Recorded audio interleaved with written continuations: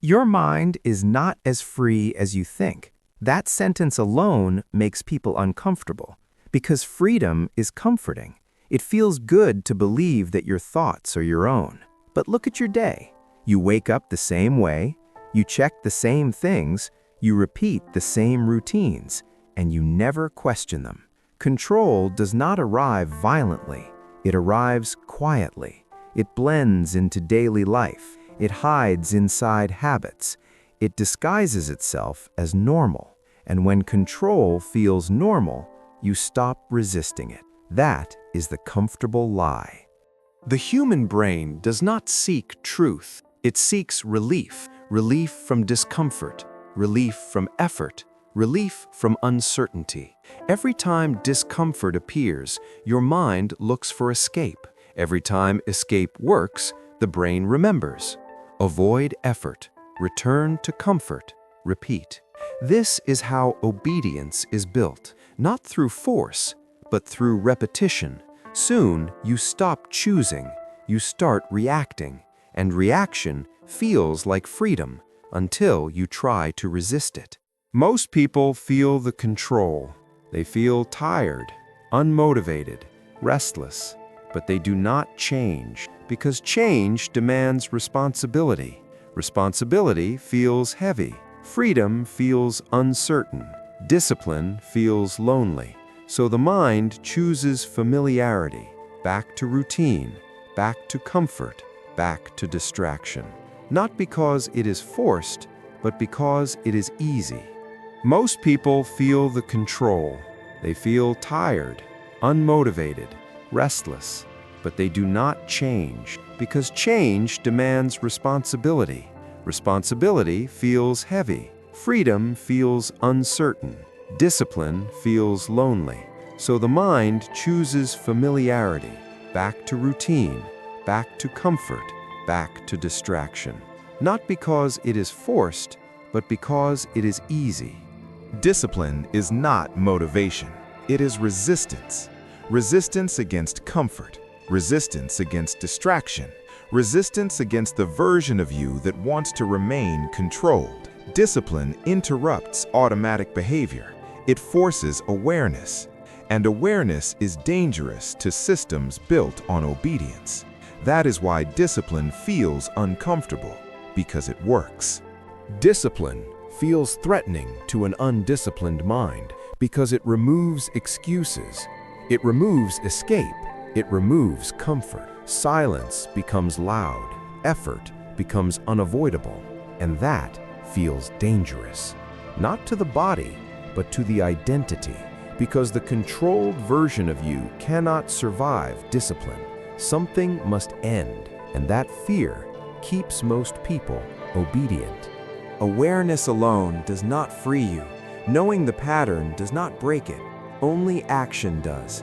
Every time you choose effort, the control weakens. Every time you sit with discomfort, freedom grows. Slowly, quietly, without applause. Freedom is built in silence. That is why so few people ever reach it. Your mind is easier to control than you think. Not because you are weak, but because you were trained. Now you see the pattern. What you do next is no longer ignorance.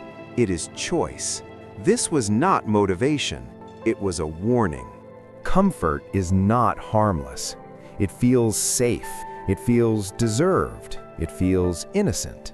But comfort is the most effective cage ever created. It does not lock you in.